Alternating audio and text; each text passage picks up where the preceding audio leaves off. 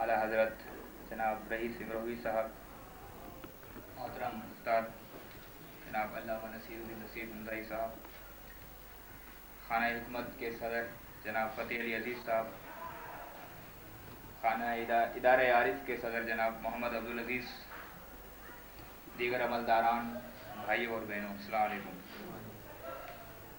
آج ہمیں بڑی خوشی ہے کہ ہمارے درمیان ملک کے ایک بہت ہی مشہور و معروف شاعر، ادیب اور ماہر نفسیات اور دیگر کئی خوبیوں کے مالک رئیس امروی صاحب تشریف فرما ہیں، اور انہوں نے اپنی گوناگون مصروفیت کے باوجود ہمارے لیے کچھ اپنا قیمتی وقت نکالا ہے تاکہ ادارہ خانہ حکمت کی ایک نئی کتاب کی نقاب کشائی فرمائیں، جس کا عنوان حقائق عالیہ ہے۔ ہم اپنے پروگرام کا آغاز رب جلیل کے بابرکت نام سے کریں گے۔ میں شہزاد محمد عبدالعزیز سے گزارش کرتا ہوں کہ وہ تلاوت کے لیے تشریف لائیں۔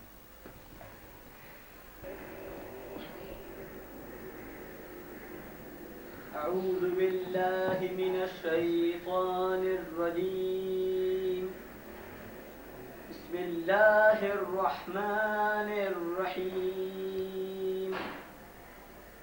الحمد للہ رب العالمین، الرحمن الرحیم، مالک یوم الدین، إياك نعبد وإياك نستعين، اهدنا الصراط المستقيم، الصراط الذين أنعمت عليهم غير المغضوب عليهم ولا الضالين، صدق الله العلي العظيم۔ جزاک اللہ۔ استاد محترم سے اب ہم گزارش کریں گے کہ وہ ہمارے معزز مہمان کو پھولوں کا تحفہ پیش کریں۔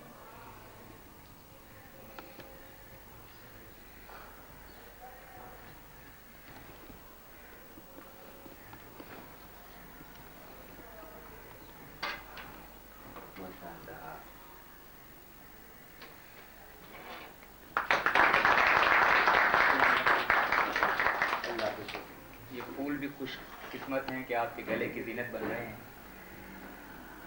اب میں گزارش کروں گا ہمارے ادارہ عارف کے صدر محمد عبدالعزیز صاحب سے۔ پھولوں پر ایک شعر تو آپ کی خدمت میں پیش کرتا ہوں۔ جی ضرور۔ پھول کیوں چنتے ہو احباب کے داماد کے لیے، پھول کیوں چنتے ہو احباب کے داماد کے لیے، تم تو خود پھول ہوئے گلشن عرفا کے لیے۔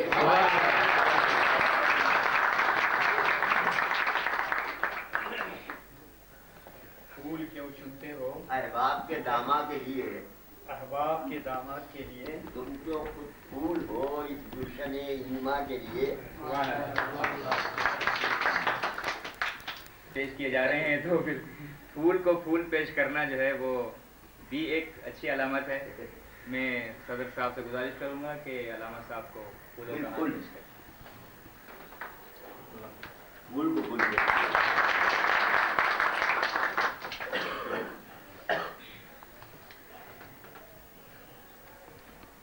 میں وہ سادی کا ایک شعر سناؤں گا۔ بچی کارا در ز گل طبقه، از گلستان من ببر ورقه۔ سبحان اللہ، گلستان من ببر ورقه، سبحان اللہ۔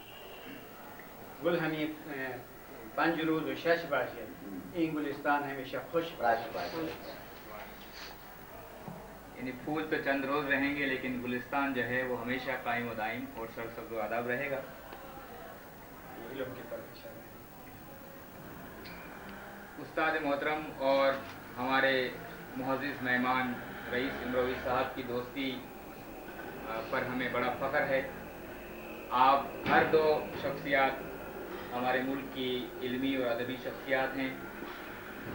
اگرچہ میدان علم کا کچھ بھی ہو، لیکن علم کی اگر جو مشترک اس میں خوشبو مل جائے تو پھر اس میں شخصیات کی جو ہے وہ ہم آہنگی ہو جاتی ہے، اور اسی ہم آہنگی اور برادری کا ذکر کرتے ہوئے خود رئیس امروی صاحب نے چند اشعار علامہ صاحب کے حضور پیش کیے تھے، جو فارسی میں ہیں، میں پیش کرتا ہوں۔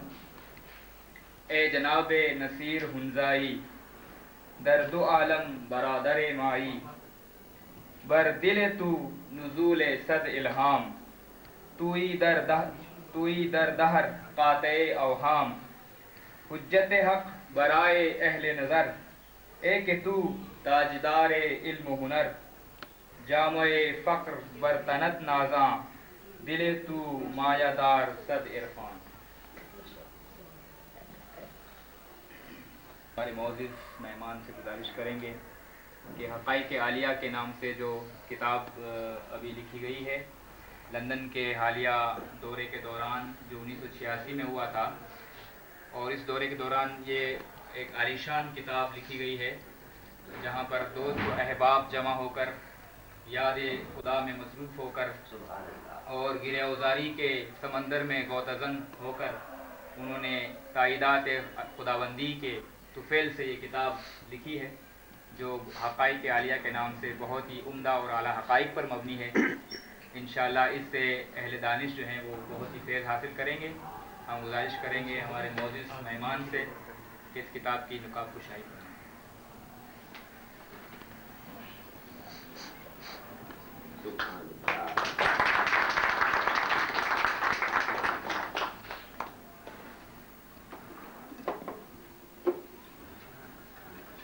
رئیس امروی صاحب کی شخصیت کسی تعارف کی محتاج نہیں ہے۔ ہم روزانہ نہ صرف پاکستان میں بلکہ پاکستان سے باہر بھی آپ کے بے شمار تلاميذ ہیں جو نفسیاتی اور دیگر کئی مسائل کا آپ سے بیان کرتے ہیں، اور آپ تحریر کے ذریعے سے بھی اور زبانی طور پر بھی ان کو جوابات مہیا کرتے ہیں، اور بہت سے ایسے حضرات جو ذہنی الجھنوں میں مبتلا ہیں، آپ ان کی ذہنی الجھنوں کو اور ان کی روحانی بیماریوں کو ایک طرح سے صحت دینے کے لیے اپنے جوابات سے نوازتے ہیں۔ رئیس امروی صاحب کی اس اعلیٰ قدر شخصیت کا ہمارے درمیان موجود ہونا اس ادارے کے لیے فخر اور خوشی کا باعث ہے، اور میں اب گزارش کروں گا ہماری محترم بہن شہناز سلیم ہنزائی صاحبہ سے کہ وہ ہمارے معزز مہمان کے لیے سپاس نامہ پیش کریں۔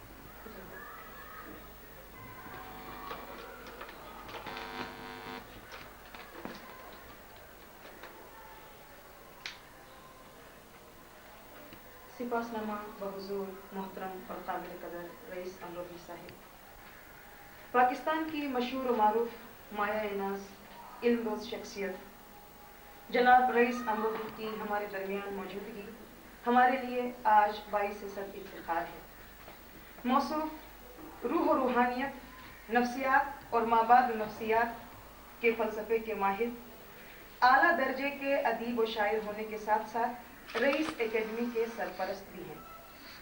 آپ کی شخصیت جو مثل گوہر آبدار ہے، اس کے گوناگون پہلوؤں کی عظمت و بزرگی کو بیان کرنے کی کوشش کرنا گویا دریا کو کوزے میں بند کرنا ہے۔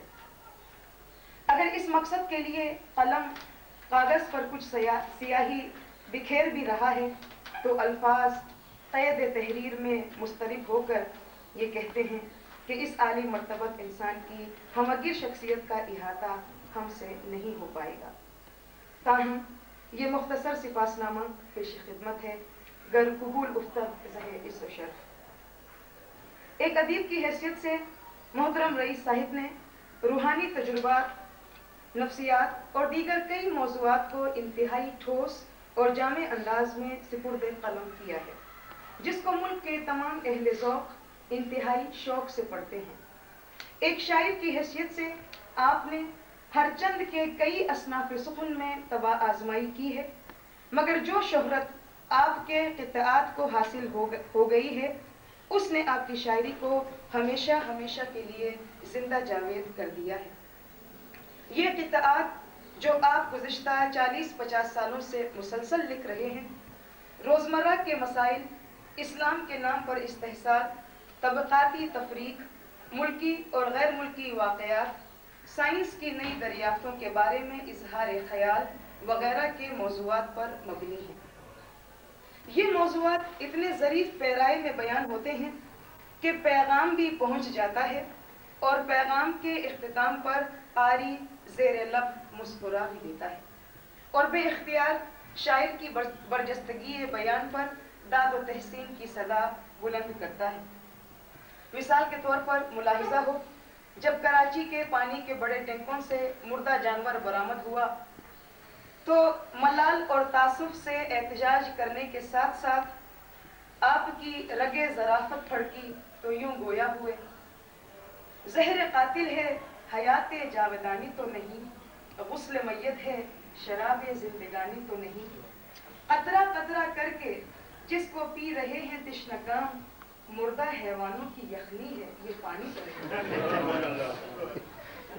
سائنس کے میدان میں جب تبدیلی قلب کا ہنر دریافت ہو گیا تو اس کے تذکرے کے ساتھ ساتھ بنی نوع انسان کو تالیف قلب کا مشورہ دیتے ہوئے اس طرح گویا ہوئے، ہر شخص کی عقل سلب کر لوں وہ قوت سلب چاہتا ہوں، اے دوست بغیر آپریشن تبدیلی قلب چاہتا ہوں، اے دوست بغیر آپریشن تبدیلی قلب چاہتا ہوں۔ تمام شعراء کی طرح آپ کی شاعری کے دوسرے پہلوؤں کے ساتھ ساتھ آپ اصلاح قوم کے خواہاں ہیں، مگر آپ زمانے کی ان وحید و فرید شخصیات میں سے ایک ہیں کہ آپ کے قطعات سنجیدہ نصیحتوں کو دلچسپ ظریفانہ پیرائے میں اس طرح بیان کرتے ہیں کہ وہ دل و دماغ پر بوجھ بھی نہیں بنتے اور ذہن نشین بھی ہو جاتے ہیں۔ قطعات کے تحریر کرنے کے سلسلے میں آپ کی طبیعت اب اس قدر رواں ہو چکی ہے کہ کاغذ پر قلم کی نوک اب چھوتی بھی نہیں کہ از خود قلم چلنے لگتا ہے، جیسا کہ موصوف خود ارشاد فرماتے ہیں کہ ہر صبح فکر کی ایک نئی تجلی ظہور میں آتی ہے اور 4 مصروں میں ڈھل جاتی ہے۔ سبحان اللہ۔ اور روحانی کیف سے اس میں وہ تاثیر پیدا ہو جاتی ہے کہ اس کے معنی و مفہوم سدا بہار درخت کی طرح قارئین کے دل و دماغ میں محفوظ رہتے ہیں۔ یوں تو موصوف کی انگنت صفات عالیہ ہیں، لیکن ان میں ایک نمایاں چیز موصوف کی علم دوستی ہے۔ اپنے علمی مشاغل کے ساتھ ساتھ اہل علم کی قدردانی آپ کا شیوا رہا ہے۔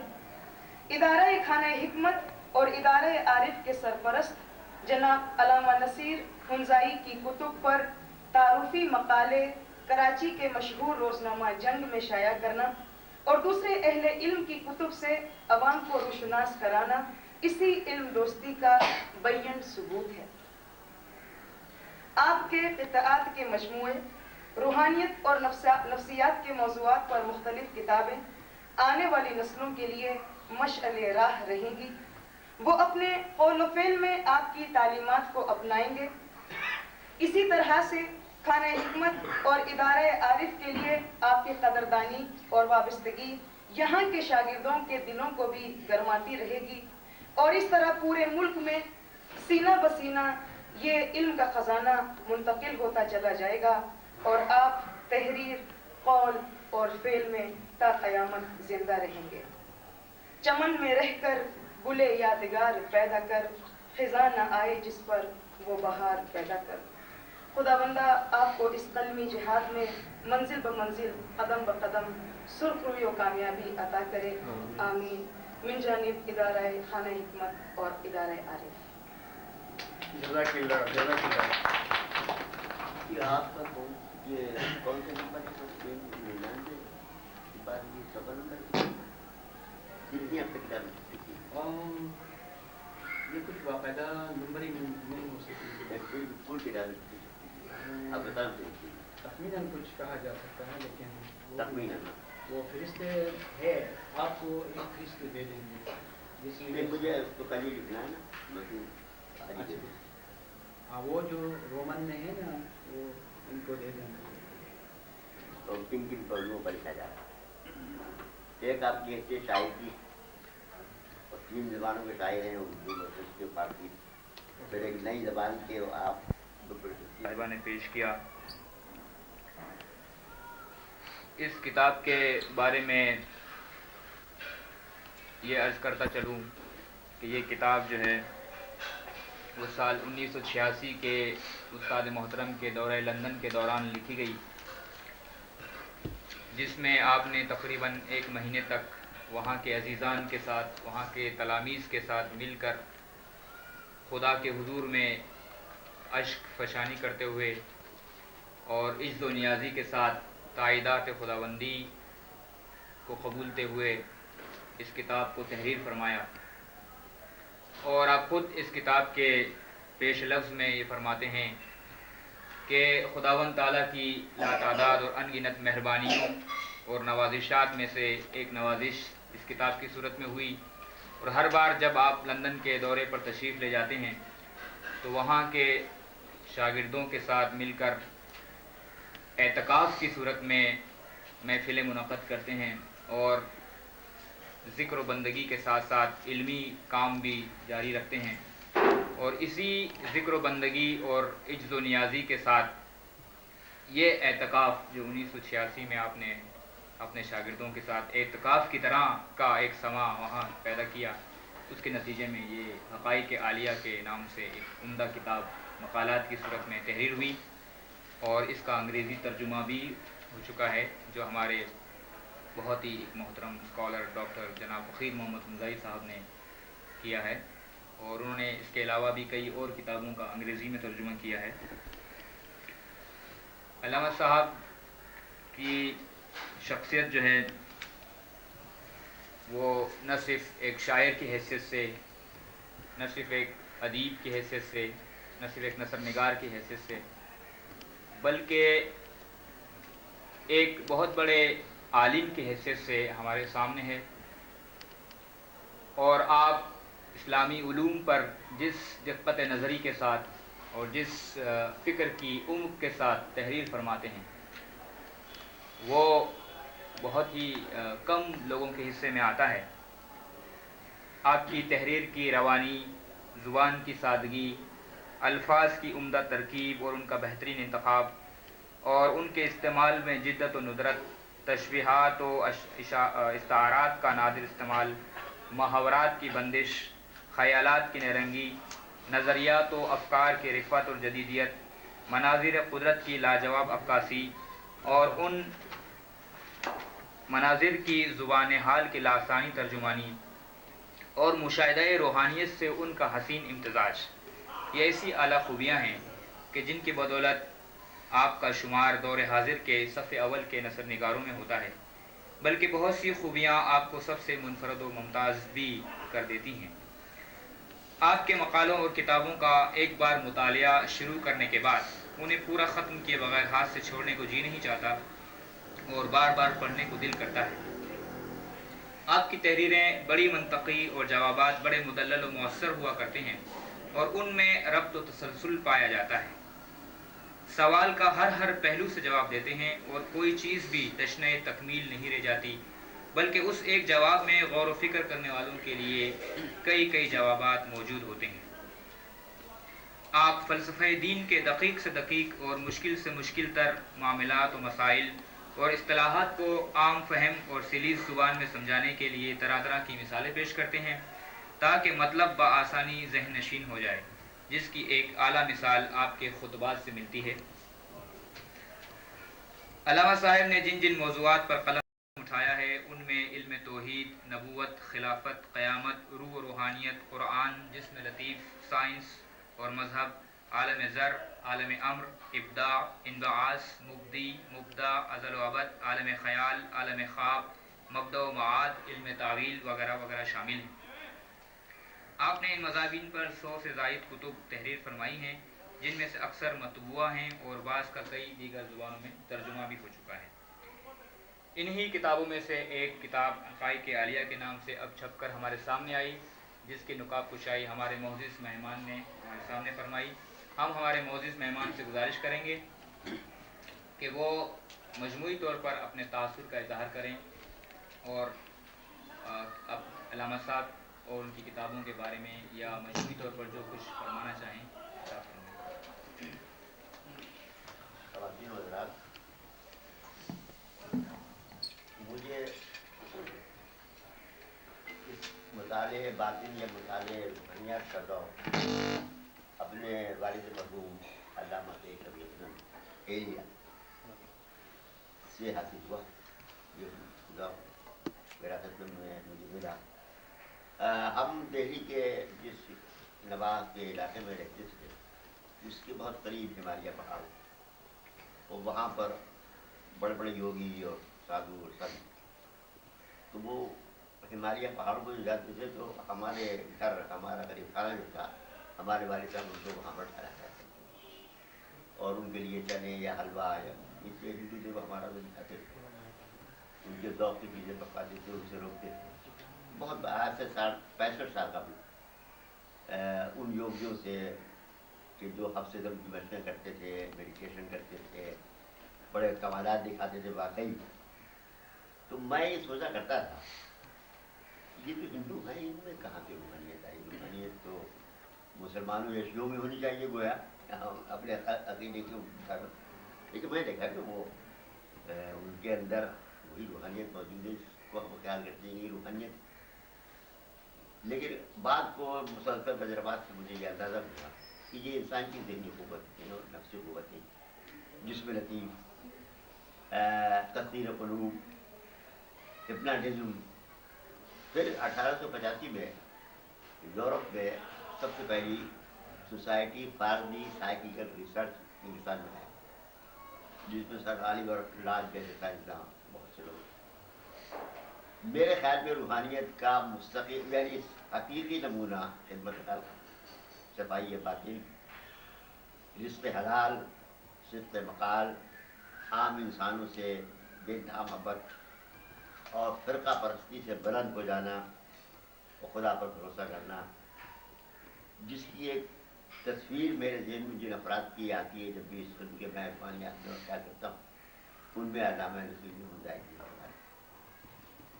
ان کا ثبوت، ان کی خاموشی، ان کی خدمت خلق، ان کی انسان دوستی، ان کے روشن خیالی، یہ ایسی چیزیں ہیں جو حقیقی روحانیت کا مجموعہ ہے۔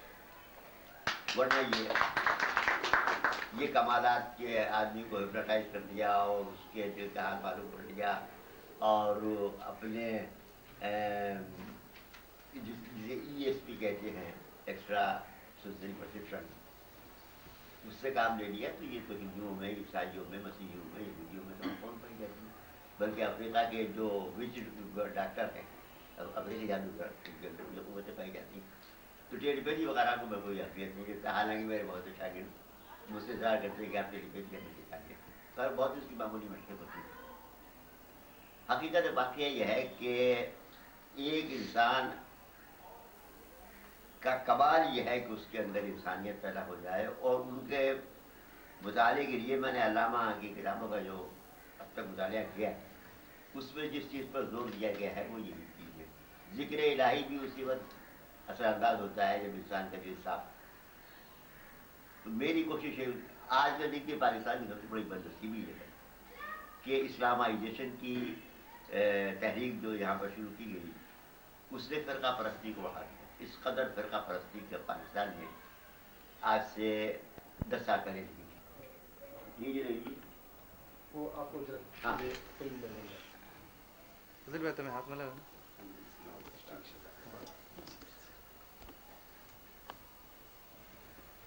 Thank you. Thank you. ہم تو بہت شکریہ ادا کرتے ہیں۔ کیمرہ اٹھا لو، کیمرہ مائک پر کچھ کام نہیں